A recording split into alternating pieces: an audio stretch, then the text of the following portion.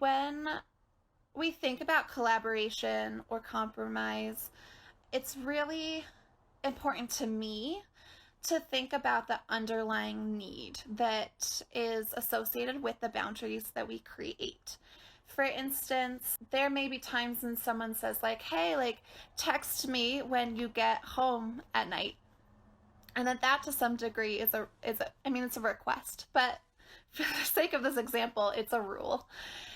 When really what's being articulated is, hey, can you show me that you're safe? Can you help me remember that I'm cared for? And that those underlying needs are often easier to be met when we identify them as something that is underlying. So rather than necessarily making limits on, if we go back to condom use, like we have to use a barrier all the time forever, there's this question of, hey, the underlying feeling that I have is about health risk.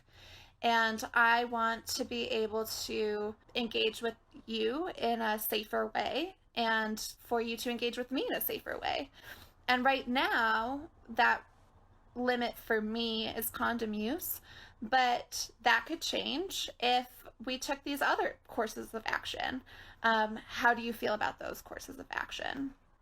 And again, there may be times when these points of contention cannot be compromised between the two of you, or whoever else you're in relationship with, and that sometimes boundaries require relationships to be limited.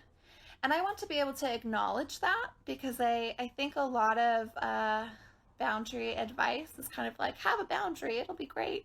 But it's actually quite hard to have boundaries. It can be really difficult to balance how hard it is to not be able to do all the things you want in a happy, safe, secure, healthy, worry-free way with people that you want. And that goes for how you interact with your friends and your coworkers, how you interact in the bedroom, and like how we navigate through COVID and through this pandemic. Creating pandemic boundaries is incredibly hard. There is so much that we are potentially giving up to be able to navigate through the world as it is right now. And that can and will continue to impact the relationships that we have with other people. And it can be really hard. It can involve a lot of loss. It can also be really exciting in the sense that we get to practice articulating boundaries and learning about other people's boundaries with a higher frequency than perhaps we ever had before, which to me is super exciting.